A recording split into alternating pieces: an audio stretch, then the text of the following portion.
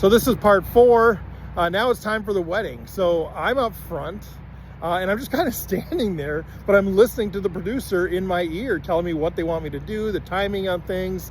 Really interesting stuff, right? It's an actual wedding, but of course it's a TV show. So it's kind of blending the lines, and I think they did this remarkably.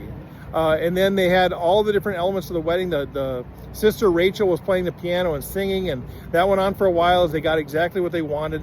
And so the whole thing was just kind of like standing around waiting for the big entrance. And at this point, I still have no idea who Daniel and Taylor are. I've never met them. I've never seen a picture of them, nothing. And I'm standing at the altar ready to marry them.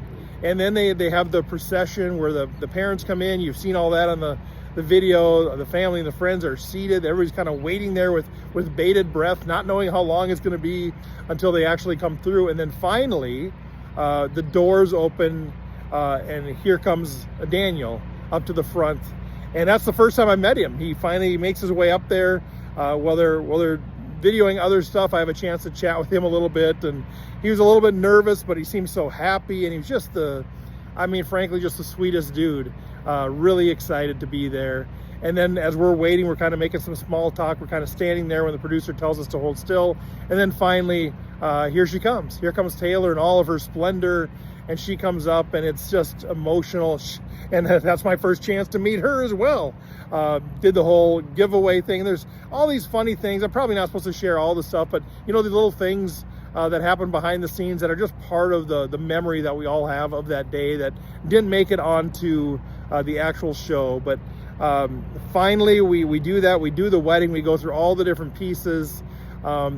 And it's just wonderful. Now, I'm kind of a sweaty guy, so I did have the producer in my ear every once in a while saying, hey, why don't you dab your forehead at this point? And so those are the kind of fun things that made me reminded me that it's a TV show.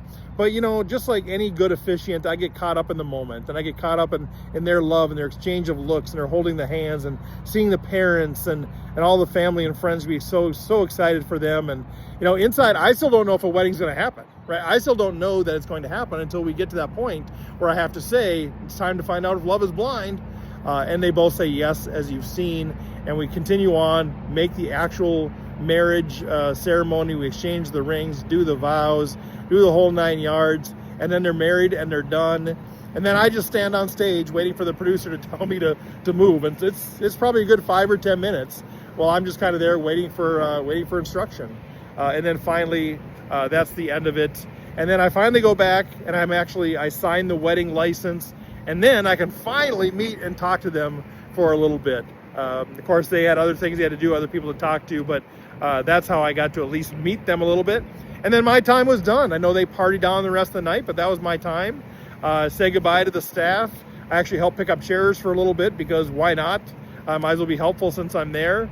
Then I picked up my phone and headed out, and that was it for the day. So that was the experience of being on Love is Blind. Now I'll talk a little bit. I got another video here that I want to share with you after this one, kind of after the event and keeping the secret. So I'll talk about that on the next video.